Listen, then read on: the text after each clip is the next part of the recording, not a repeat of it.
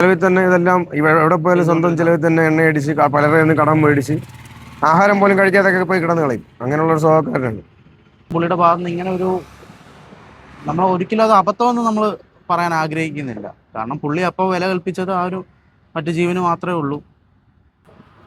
ഒരാളെ ജീവൻ രക്ഷിച്ചുകൊണ്ടാണ് രാജേഷ് നമ്മളെ വിട്ട് പോയത്. ശരിക്കും അവിടെ എന്താണ് സംഭവിച്ചത്? അവിടെ ഞാനും രാജേഷും ഒരുമിച്ചായിരുന്നു ജോലി ചെയ്തുകൊണ്ടിരുന്നത്. അവിടെ ഞങ്ങൾ റൂമിലായാലും ഈ കാര്യത്തിനകത്തെല്ലാം ഞങ്ങൾ ഒരുമിച്ചായിരുന്നു ഓടിയതും. ജനങ്ങൾ ഒറ്റപ്പെട്ടു പോയി തുരുത്തിനകത്താകുന്ന അറിഞ്ഞുകൊണ്ട് വെള്ളം അതിശക്തമായിട്ട് വന്നുകൊണ്ടിരിക്കുകയായിരുന്നു. അങ്ങനെ എന്നാൽ നമുക്കിത് പോയേ പറ്റൂ എന്നും പറഞ്ഞ് കയറൊക്കെ എടുത്ത് ഹാർനസൊക്കെ എല്ലാ സാധനങ്ങളും എടുത്താണ് ഓടിപ്പോകുന്നത്. പോയപ്പോൾ പല വീട്ടുകാരും അവിടുന്ന് ഇറങ്ങിയിട്ടില്ല. അവരെല്ലാം രാജേഷിൻ്റെ ഇതിൽ തന്നെ എല്ലാവരും അങ്ങോട്ട് പോകണം, ഇവിടെ വെള്ളം കൂടിക്കൊണ്ടിരിക്കുകയാണെന്ന് പറഞ്ഞ് മാറ്റിയപ്പോഴാണ് ബെന്നി തുരുത്തി നിന്നുകൊണ്ട് ഞങ്ങൾക്ക് ഈ ബെന്നി എന്ന് പറയുന്ന കക്ഷി എന്നെ രക്ഷിക്കണേ പറഞ്ഞ് വിളിക്കുന്നത്.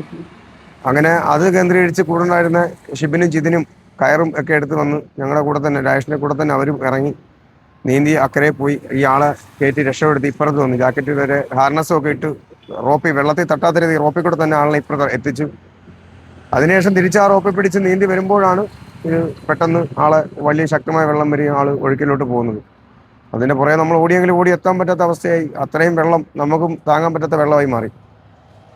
പിന്നെ ഈ സംഭവിക്കാനുള്ള നമുക്ക് എന്ത് നമ്മളും പ്രതീക്ഷയിലായിരുന്നു. അങ്ങനെ ഞങ്ങൾ തെരച്ചിൽ അച്ചു പോലെ അവന്റെ ശിഷ്യനാണ്. എല്ലാവരും അവിടെ എത്തിച്ചേരുകയും അവിടുത്തെ ജനങ്ങൾ നാട്ടുകാർ നമുക്ക് നല്ല സപ്പോർട്ട് വരുന്നു. അവരെല്ലാവരും രാജേഷിനെ തിരക്കി 4 ദിവസവും കാട്ടിനുള്ളിലും പുഴയിലും എല്ലാം നല്ലോണം അന്വേഷിച്ചു. അവിടുത്തെ ചെറുപുഴ റാഫ്റ്റിംഗ് ടീമാണ് നമ്മൾ ഏറ്റവും കൂടുതൽ സഹായിച്ചത്. അവരുടെ ജോലിയിലാണ് നമ്മൾ നിന്നത്. അവർ ഏറ്റവും കൂടുതൽ 4 ദിവസം ഉറക്കം പോലും ഇല്ലാതെ അവർ 4 ദിവസവും നല്ലോണം തെരച്ചിൽ നടത്തി.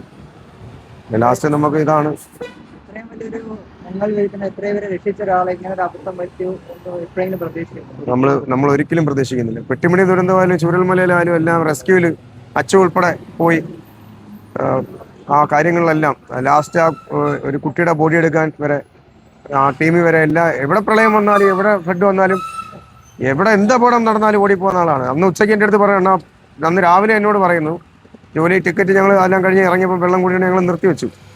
അണ്ണാ പത്തനംതിട്ടയിൽ വെള്ളം കയറി തുടങ്ങി, നമുക്ക് അങ്ങോട്ട് പോകാം, ഇവിടെ എന്തായാലും പണിയില്ലല്ലോ, നമുക്ക് അങ്ങോട്ട് പോയേക്കാം എന്ന് വരെ പറഞ്ഞ് നമ്മുടെ പിള്ളേരെ വിളിക്കാം, നമുക്ക് അമ്മമാരും ഇല്ലാട്ട് നമുക്ക് അങ്ങോട്ട് പോകാം, പത്തനംതിട്ടയിലോട്ട് പോകാമെന്ന് പറഞ്ഞു.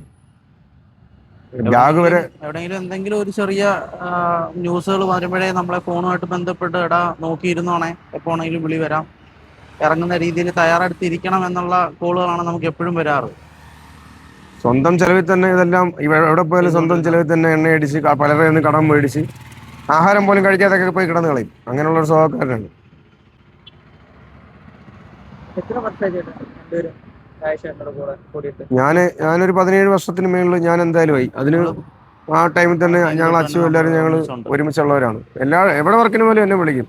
നമ്മുടെ കയ്യിൽ ആകെ രാജേഷേട്ടൻ പറയുന്നത് നമുക്ക് ടെക്നിക്കലിയും കൂടെ കാര്യങ്ങളെല്ലാം മനസ്സിലാവണം എന്ന് പറഞ്ഞാണ് പുള്ളി സർട്ടിഫിക്കേഷനുകൾ എടുത്തു തുടങ്ങിയത്. കാരണം നമ്മൾ എവിടെ ചെന്നൊരു ദൗത്യത്തിന് നിന്നാലും നമ്മളെ മാറ്റി നിൽക്കുന്നത് ടെക്നിക്കലി നിങ്ങൾ ക്വാളിഫൈഡ് ആണോ എന്നാണ് എല്ലാവരും ചോദിച്ചുകൊണ്ടിരുന്നത്. ആ ഒരു ലക്ഷ്യം വെച്ചിട്ടാണ് നാഷണൽ അക്കാഡമികളിൽ നിന്നും സർട്ടിഫിക്കറ്റ് ഉള്ളത്. അത് എ ഗ്രേഡ് കൂടി തന്നെയാണ് പുള്ളി പാസ്സായിക്കൊണ്ടിരുന്നത്. അപ്പം ഗോവയിൽ നിന്നായാലും ബാംഗ്ലൂരിൽ നിന്നായാലും മഡ്ഡഞ്ചർ അക്കാഡമി എല്ലാ അക്കാഡമികളിൽ നിന്നും എ ഗ്രേഡ് കൂടി തന്നെയാണ് പാസ്സായത്. നാഷണൽ അക്കാഡമിയിൽ ട്രെയിനറായിട്ട് വരെ വർക്ക് ചെയ്തുകൊണ്ടിരിക്കുകയായിരുന്നു. എന്നിട്ടും പുള്ളിയുടെ ഭാഗത്ത് നിന്ന് ഇങ്ങനെ ഒരു നമ്മൾ ഒരിക്കലും അത് അബദ്ധമെന്ന് നമ്മൾ പറയാൻ ആഗ്രഹിക്കുന്നില്ല. കാരണം പുള്ളി അപ്പോൾ വില കൽപ്പിച്ചത് ആ ഒരു മറ്റു ജീവന് മാത്രമേ ഉള്ളൂ. ശരിക്കും എത്ര ദിവസം ഉണ്ടായിരുന്നു അവിടെ? ഞങ്ങളിപ്പം 1.5 മാസം കൊണ്ട് ഞങ്ങൾ അവിടെ തന്നെയാണ്. ഇപ്പൊ പോയിട്ട് ഒരാഴ്ച കഴിഞ്ഞതേ ഉള്ളൂ. ബാഗ് വരെ പാക്ക് ചെയ്ത് അങ്ങി പോകാമെന്നും പറയും. അപ്പോഴാണ് വെള്ളം കൂടി തുടങ്ങി ആൾക്കാരെ രക്ഷിക്കണമെന്ന് പറഞ്ഞ ആൾക്കാർ വിളി വെച്ച് അവരെല്ലാം വനത്തിൽ കൂടെയാണ് ഓടിക്കൊണ്ടിരുന്നത്. അവരുടെ കൂട്ടത്തിലാണ് പിന്നെ നമ്മൾ ഇറങ്ങി തിരിച്ചത്. രാജേഷുമായി ബന്ധപ്പെട്ട് ഒരുപാട് വിവാദങ്ങളൊക്കെ നോക്കി വരുന്നുണ്ട്. അതിനെക്കുറിച്ച് എന്താ പറയാനുള്ളത്? അത് ഹോസ്പിറ്റലിൽ അവർ പോസ്റ്റ്മോർട്ടം ചെയ്തതിനു ശേഷം ബോഡി പ്ലാസ്റ്റിക്കിനകത്ത് കെമിക്കലൊക്കെ ചെയ്താണ് തന്നതെന്ന് പറഞ്ഞു. അപ്പോൾ അതിനോട് ഫ്രീസർ വേണ്ടെന്ന് അവർ തന്നെ നമ്മുടെ അടുത്ത് പറഞ്ഞു. പിന്നെ നമ്മൾ അവിടുന്ന് ആംബുലൻസിൽ കയറ്റി കുറേ ദൂരം വന്നപ്പോൾ ചെറിയ വെള്ളം ലീക്ക് പോലെ ഉണ്ടായിരുന്നു. അപ്പോൾ അതുകൊണ്ട് നമ്മുടെ ആൾക്കാർക്ക് ഒരു ഇതല്ല, അപ്പോൾ അത് ഫ്രീസർ തന്നെ വേണം എന്നുള്ളത്. അങ്ങനെ അടുത്ത ഹോസ്പിറ്റലിൽ കയറി ഫ്രീസറിലുള്ള അവർ തന്നെ ആംബുലൻസ് തന്നെ കൊണ്ടുപോയി അവർ തന്നെയാണ് അടുത്ത ഫ്രീസറുള്ള വണ്ടി പിന്നെ അറേഞ്ച് ചെയ്ത് വിടുന്നത്. എല്ലാം അവർ തന്നെ അറേഞ്ച് ചെയ്തത്, വണ്ടിയുടെ കാര്യം എല്ലാം എല്ലാവരും തന്നെ അറേഞ്ച് ചെയ്തു. ഗവൺമെന്റിന്റെ ഭാഗത്തുനിന്ന് രാജേഷിന്റെ ഭാര്യയ്ക്ക് ജോലി കൊടുക്കുന്നില്ലെന്നൊന്നും പറഞ്ഞിട്ടില്ല. അതിനെക്കുറിച്ച് എന്തെങ്കിലും അറിയാമോ? അതിനെക്കുറിച്ച് നമുക്ക് ഇതുവരെ ഒന്നും പറഞ്ഞിട്ടില്ല. എന്തായാലും സർക്കാരിന്റെ രീതിയിൽ നിന്ന് അങ്ങനെ ഒരു ജോലി കിട്ടുമെന്ന് നമ്മളും പ്രതീക്ഷിക്കുന്നു. സ്ഥിര വരുമാനം ഇല്ലാത്തൊരു കുടുംബമാണ്. ആ കുടുംബം അങ്ങനെ ഒരു കുടുംബമാണ്. ആ വീട് വെച്ച് നൽകാമെന്ന് ഗവൺമെന്റ് പറഞ്ഞിട്ടുണ്ട്. ആ അത് പറഞ്ഞിട്ടുണ്ട്. അത് ശരിക്കും രാജേഷിന്റെ സ്വപ്നം തന്നെയായിരുന്നു. അത് ഈ ഇടയ്ക്കും ഈ കർക്കിടക ഭാഗത്തോട് കൂടി വീട്ടിൽ പോകുമ്പോൾ വന്ന ഇലക്ട്രിക്കലിന്റെ പണിയുടെ സാധനങ്ങൾ എടുക്കണം, വീട് പണി തീർക്കണം തീർക്കണം, വീട്. കാട് പിടിച്ച് കിടക്കുക എന്നൊക്കെ എൻ്റെ അടുത്ത് പറഞ്ഞു. എപ്പോഴും പറയും, വീട്ടുകാരെ കുറിച്ചാണ് എപ്പോഴും അവനൊരു ചിന്ത. വീട്ടിൽ എപ്പോഴും ജപ്തിയുടെ ഒരു അവസ്ഥയിലായിരുന്നു ആ വീട് നിന്നിരുന്നത്. കടം കയറി ജപ്തിയുടെ ആ അത് അവസ്ഥയിലായിരുന്നു. അങ്ങനെ ഒരു അവസ്ഥയാണ്. കടം, അവന് ഒരുപാട് കടമുണ്ട്. കടം എന്ന് പറഞ്ഞാൽ അവന് ഈ ഒരുപാട് ആൾക്കാരൊക്കെ കൊണ്ട് സഹായിക്കാൻ ഇതിന് വേണ്ടിയിട്ട് തന്നെയാണ് കടം ജോലിക്ക് പോവാതെ കിട്ടിയത്. ഇങ്ങനെയുള്ള കാര്യങ്ങൾക്ക് പോകുമ്പോൾ പിന്നെ കടം പിന്നെ വരും. പിന്നെ അതാണ് ആളുടെ സ്വഭാവം.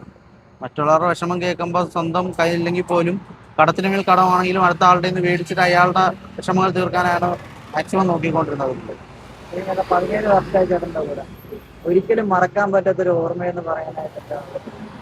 ഒരിക്കലും ഉം, ഒരിക്കലും മറക്കാൻ പറ്റാത്ത ഓർമ്മ ഇതാണ്. ഇപ്പൊ എനിക്ക് ഏറ്റവും കൂടുതൽ മറക്കാൻ പറ്റാത്ത എന്റെ ആരും ഓർമ്മ മറക്കാൻ പറ്റാത്ത രീതിയിൽ എന്റെ കൺമുന്നിൽ നിന്നാണ് പോയത്.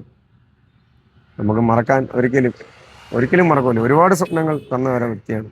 ഒരുപാട് നല്ല നല്ല ഓർമ്മകൾ. ഞാനും അവനും ഒരേ ഏജാണ്. എന്നെ അണ്ണാന്നേ വിളിക്കുള്ളൂ, മനുണ്ണാന്നേ വിളിക്കുള്ളൂ. ഒരേ ഏജാണ് ഞങ്ങൾ രണ്ട്. ഒരു ഇൻസിഡന്റ് പറയാൻ പറ്റുമോ? എവിടെയെങ്കിലും സംഭവിച്ച റെസ്ക്യൂ എപ്പോഴെങ്കിലും? പറയുകയാണെങ്കിൽ ഒരുപാടുണ്ട്. രാജേഷേട്ടന്റെ കാര്യത്തിൽ നമുക്ക് ഇന്ന നിമിഷം എന്നൊന്നും നമുക്ക് പ്രത്യേകിച്ച് മാറ്റി വെക്കാനായിട്ടൊന്നുമില്ല. പുള്ളി നമ്മുടെ കൂടെ ഉള്ള നിമിഷങ്ങളെല്ലാം നമ്മളെ സന്തോഷിപ്പിക്കുകയും നമുക്കൊരു വിഷമം എന്ന് പറയുമ്പോഴേക്കും പുള്ളി നമുക്ക് തോളി തട്ടിയിടാം, ഞാനില്ലേ കൂടെ എന്ന് പറയാൻ ഞങ്ങൾക്ക് ഇന്നേ വരെ ആ ഒരു വ്യക്തി ഉണ്ടായിരുന്നുള്ളൂ. നമ്മളൊരു വിഷമത്തിന് വേണ്ടിയിട്ട് അങ്ങോട്ട് വിളിക്കുമ്പോൾ ഇട്ടാ ഞാനില്ലേ, ഞാൻ നോക്കിക്കോളാം, നീ അത് വിട്ടേക്ക് എന്നേ പറഞ്ഞിട്ടുള്ളൂ ഇന്നേ വരെ. എവിടെയെങ്കിലും രക്ഷിക്കാൻ പോയപ്പോൾ ഉണ്ടായ ഒരു ഇൻസിഡന്റ് പറയാമല്ലോ? രക്ഷിക്കാൻ പോയപ്പോൾ ഉണ്ടായത് പെട്ടിമുടിയിലെ ദുരന്തം തന്നെയാണ്. പെട്ടിമുടിയിൽ, കാരണം പെട്ടിമുടിയിൽ അറിഞ്ഞിട്ട് ഭയങ്കര കോംപ്ലിക്കേറ്റഡ് ആണെന്ന് അറിഞ്ഞ് നമ്മളെ കോൺടാക്ട് ചെയ്യുന്ന സമയത്ത് നമ്മുടെ കയ്യിൽ പോകാനായിട്ടൊരു വണ്ടിയില്ല, അതിന് പെട്രോൾ അടിക്കാനുള്ള ചിലവില്ല, ഒന്നും ഇല്ലാതിരിക്കുമ്പോഴാണ് പുള്ളി വിളിച്ചിടാ അതൊക്കെ ഞാൻ നോക്കിക്കോളാം, നീ വാ എന്ന് പറഞ്ഞ് നമ്മൾ ഇവിടുന്ന് ട്രാവൽ ചെയ്ത് പെട്ടിമുടി ചെന്ന് നമുക്ക് അവിടുത്തെ ഗവൺമെന്റ് അന്ന് ആ ചെല്ലുന്ന നിമിഷം നമുക്ക് ഫെസിലിറ്റീസ് ഇല്ല, അങ്ങോട്ട് ആരും കയറ്റി വിടുന്നില്ല. നമ്മളങ്ങനെ ഇവിടെ ശശി തരൂരും സാറിൻ്റെ ഓഫീസിലൊക്കെ വിളിച്ചിട്ടാണ് നമ്മൾ അന്ന് അവിടെ അകത്ത് കയറുന്നത്.